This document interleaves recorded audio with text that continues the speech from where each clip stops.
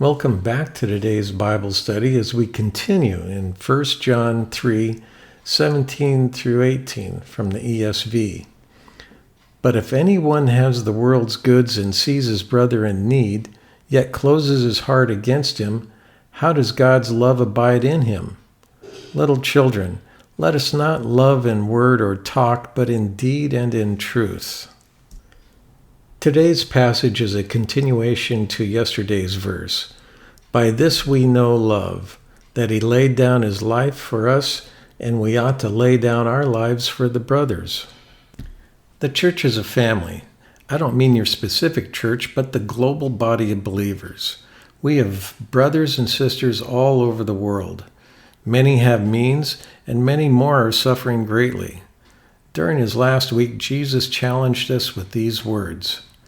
Then the king will say to those on his right, Come, you who are blessed by my Father, inherit the kingdom prepared for you from the foundation of the world. For I was hungry, and you gave me food. I was thirsty, and you gave me drink. I was a stranger, and you welcomed me. I was naked, and you clothed me. I was sick, and you visited me. I was in prison, and you came to me. Then the righteous will answer him, saying, Lord, when did we see you hungry and feed you, or thirsty and give you drink? And when did we see you a stranger and welcome you, or naked and clothe you? And when did we see you sick or in prison and visit you? And the king will answer them, Truly I say to you, as you did it to one of the least of these my brothers, you did it to me. From Matthew 25:34 through 39. For many of us, those words should be very challenging. Of course, you or I cannot meet everyone's needs, but God expects us to do our part, especially if we have the ability and the means. God puts people in situations in our path, and we are expected to respond. In this verse, close means to shut or lock a door. Closing our hearts is the deliberate, hard-hearted act of neglect. Therefore, if we close our heart, then God's love cannot be in us. This is a strong but true statement. John Piper puts it this way, If you behold a need in your brother's life, and if you have the resources to meet that need, you cannot stand idly by. If you have no pity in your heart for him, if you take no action to meet his need, the conclusion is obvious. God's love isn't in you. God's love to you cannot be bottled up or contained.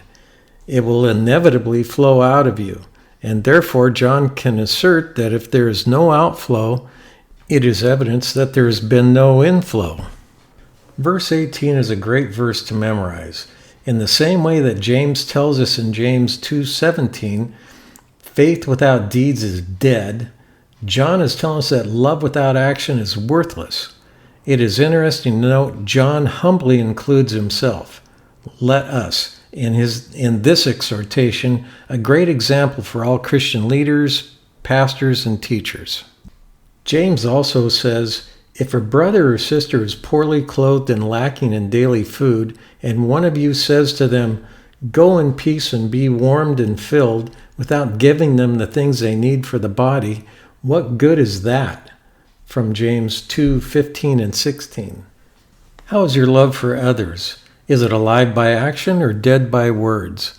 Memorize this verse and meditate on it. A good way to do this is to say the verse out loud, emphasizing a single word. Dwell on the meaning of the verse with that emphasis. Then repeat the process with the next word. Do for every word in the verse. When you are finished, you probably have the verse memorized and will find richer and more personal meaning to the verse.